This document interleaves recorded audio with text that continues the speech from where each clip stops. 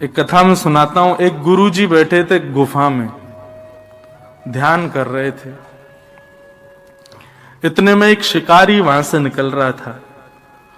तो शिकारी ने देखा कि भैया गुफा के अंदर गुरुजी बैठे, महाराज जी कोई संत बैठे था। तो वो शिकारी जानवरों को खा जाता था, लेकिन उसकी माँ ने उसको बचपन में कभी बताया कि भैया कभी संत महापुरुष मिले, तिलकधारी कोई मिले, जटाधारी कोई मिले, कोई धोती बगलबंदी में मिले तो उसको प्रणाम करना और कुछ दक्षिणा जरूर देना। तो वो शिकारी उन गुरुजी के पास चला गया और गुरुजी से जाकर के बोला, बोले आप यहां क्या कर रहे हो? इस गुफा में बैठे हो, कब से भूखे प्यासे होंगे आप, मैं आपके लिए कुछ भोजन ले आता हूं। बोले हाँ, कुछ बढ़िया सा कुछ सामग्री ले आओ। इतने में शिकारी ने क्या किया, एक 12 सिंगा हिरण पकड़ के ले आया और पकड़ करके लाया और गुरुजी के सामने खड़ा कर दिया। बोले गुरुजी लो इसको मार दो, आप पकाओ, भोग लगाओ, फिर हमको भी बांट देना। गुरुजी बोले अरे भले आदमी, तो हिरण पकड़ के लाया।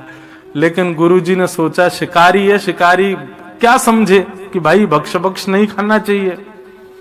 तो गुरुजी ने ऐसा विनोद में कह दिया, अरे हम ये साधारण हिरण नहीं खाते, हम तो ऊंचे और महंगा वाला और श्रेष्ठ गुण वाले हिरण का भोग लगाते हैं।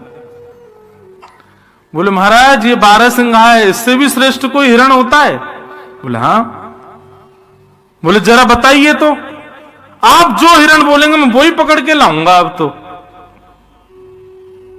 बोले अरे उस हिरण को पकड़ने के लिए तो पूरा संसार भाग रहा, कोई नहीं पकड़ पाया। बोले नहीं नहीं, मुझसे बड़ा शिकारी नहीं है जंगल में कोई, आप आज्ञा करिए, वो जैसा होगा जहां होगा पकड़ के लाऊंगा मैं उसको। आप बताइए तो सही उस गुण के सींग कैसे, उसके पैर कैसे, उसका मुख कैसा, जरा बताइए उसके बारे में, उसका रंग कैसा। संत विनोद में ही बोलने लगे, बरहा पीडम नटवर वपु कर्णयो कर्णकारम विभ्रदवासः कनक कपिसम वैजयंतीं च माला रंध्रान् वेणो अधर सुधया पूरयन् गोप वृंदै वृंदारण्यं स्वपद रमणम् प्राविशद गीत कीर्ति। मोर मुकुट पहनता है। शिकारी बोला हिरण मोर मुकुट पहनता है? बोला हाँ। और कर्णयोः कर्णकारम, उसके कान 2 हैं लेकिन कुंडल एक ही पहनता है, और कभी वो इस कान में पहन लेता है, कभी निकाल के इस कान में पहनता है। हमारे नाना जी इतना सुंदर वर्णन करते थे, बोले ठाकुर जी कुंडल कैसे पहनते हैं? तो जैसे ये पुष्प है ना, जैसे आप कभी ग्वारियाओं को देखोगे तो वो क्या करते हैं, इधर लगा लेते हैं ऐसे, इसको कर्ण फूल कहते हैं। यहाँ ऐसे धारण कर लेंगे, अगर लंबा हो पीछे से, तो ठाकुर जी क्या करते हैं, यहाँ पे पुष्प लगा लिया। अब लगाते लगाते चलेंगे, इतने में दूसरी तरफ चल रहा मधुमंगल बोले लाला महाकुंडल बढ़िया ना लग लो, या बारे में लगा। सो ठाकुर जी इधर से पुष्प को उछालते हैं, उछाल करके इधर धारण कर लेते हैं। फिर यहां से श्री रामा कहेगा ना लाला मां बढ़िया ना लग रहा, यहीं पहन, तो फिर उछालते हैं, फिर यहां पहन लेते हैं। और ठाकुर जी ऐसे हाथ से निकाल के नहीं पहनते, ऐसे उछालते हैं कि वो कान के ऊपर ही आके लगता है। तो कर्णयोः कर्णकारम, बोले कुंडल पहनता कानों में। शिकारी बोला कुंडल पहनने वाला हिरण है? बोले हाँ। मोर मुकुट पहनता है, कानों में कुंडल पहनता है, और विभ्रदवासः कनक कपिसम, पीली पीतांबरी पहनता है। शिकारी बोला भगवान मैं तो इतना बड़ा हो गया, मैंने ऐसा हिरण तो कहीं नहीं देखा। बोले और क्या करता है? बोले वैजयंतीं च मालाम, वैजयंती माला पहनता है। और सबसे श्रेष्ठ उसका गुण क्या है? बोले रंध्रान वेणु अधर सुधया, बोले अपनी कोमल कर उंगलियों से आच्छादित करता हुआ छिद्रों को वेणु बजाता। आहा, शिकारी तो भाव विभोर हो गया, बोले भगवान ये हिरण वेणु भी बजाता है? बोले हाँ। रंध्रान वेणु वधर सुदया पूरयन गोप वृंदई वृंदारण्यम स्वपदर्मणम प्राविशद गीत कीर्ति।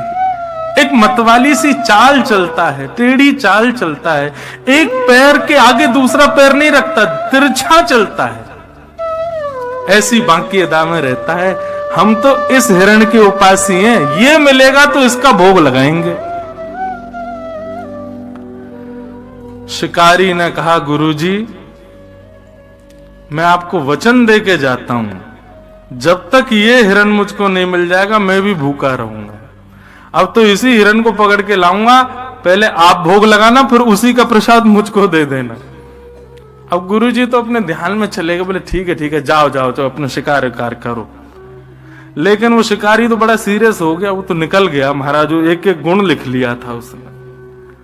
अब वो ढूंढ रहा है। अब देखो गुरु की आज्ञा मान करके और वो सब गुण दे करके शिकारी भली शिकार की भावना से जा रहा है, लेकिन चिंतन तो ठाकुर जी का कर रहा है ना। सामने हिरण आ जाते हैं तो सोचता है नहीं ये नहीं है, मोर मुकुट वाला होगा, ऐसा होगा। एक दिन बीत गए, 2 दिन बीत गए, 3 दिन बीत गए, 4 दिन बीत गए। भूख के कारण प्राण निकलने लगे उस शिकारी के, लेकिन सोचने लगा मेरे गुरुजी भी तो भूखे बैठे हैं, जब वो भूख सहन कर रहे हैं तो मैं क्यों नहीं करूं। अब तो इसी हिरण को पकड़ के ले जाऊंगा।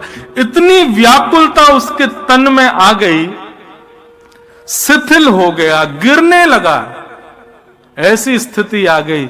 लेकिन सामान्य हिरण का शिकार नहीं कर रहा था। ठाकुर जी को उसका ये भाव प्रिय लग गया और इतने में ही सघन कुंज में से पीतांबरी पहने, बांकी अदा से मोर मुकुट धारण किए, एक कुंडल गले में वैजंती माला, पीतांबरी आच्छादित है, सुंदर अधर पर वेणु धारण करके बांकी अदा से चलते हुए श्याम सुंदर जैसे सन्मुख आए उस शिकारी के। ठाकुर जी के रूप माधुरी को देख करके एक एक अंग को जब उसने देखा तो उसको याद आया गुरुजी ने जो बताया था, ये तो बिल्कुल वैसा ही है। मोर मुकुट पहने, गले में वैजंती माला है, वेणु बजा रहा है, तिरछी चाल चल रहा है, पीतांबरी पहनी है, गले कान में एक कुंडल है। तुरंत अपना जाला उठाया जिससे हिरण को पकड़ता था। ठाकुर जी आगे आगे चल रहे, वो पीछे पीछे चल रहा है। और जैसे ही मौका पाया महाराज जाला फेंक करके ठाकुर जी को उसमें बंदी बनाया और बांध करके जाला कंधे पर टांगा, ले गया गुरु जी के पास। गुरु जी जल्दी बाहर आओ, आपका बताया हुआ हिरण पकड़ के लाया हूं मैं। महाराज जी बोले ये और पता नहीं, अब पता नहीं कहां से कौन सा हिरण ले आया है। जैसे ही निकल करके गुफा से बाहर आए तो क्या देखा, शिकारी के कंधे के ऊपर बंसी बजा रहे ठाकुर जी बैठे हुए हैं। जैसे ये दृश्य देखा महाराज, देखते ही महाराज जी तो मूर्छित होके गिर गए। होश में आए, जलवल डाला उसने शिकारी ने, बोले गुरुजी होश में आओ। गुरुजी होश में आए, बोले भैया कहां, गुरुजी वो हिरण लेके आऊं, बताओ कहां लगाऊं चूल्हा वूल्हा, इसको पकाएं बढ़िया। गुरुजी बोले भले आदमी, इनको छोड़ जल्दी। बोले गुरुजी भाग जाएगा, ये बहुत मुश्किल से मिला, मुझे 5 दिन लगे इसको पकड़ने में। तब गुरुदेव ने आज्ञा की। ठाकुर जी मंद मंद मुस्कुरा रहे थे। ऐसी गुरु की कृपा हुई कि एक शिकारी के हृदय पर शिकार की भावना से ठाकुर जी को ढूंढने गया और ठाकुर जी उसके वश में आ गए। तो हे नाथ, आपके नाम में इतनी सामर्थ्य है, आपकी लीला गुण में इतनी सामर्थ्य है कि एक स्वपच प्रजाति का व्यक्ति भी आपकी प्राप्ति कर पाएगा। इसलिए मुझे यही समझ आया कि सबसे श्रेष्ठ संसार में अगर कुछ है तो वो आपका नाम है भगवान। उस नाम के आश्रय में, कथा के आश्रय में कोई भी आ जाए उसको आप मिल ही जाते हो, उसको आपकी प्राप्ति हो ही जाती है। ऐसे नाम को हम बारंबार प्रणाम करते हैं। इसलिए हम कथाओं में गाया करते हैं,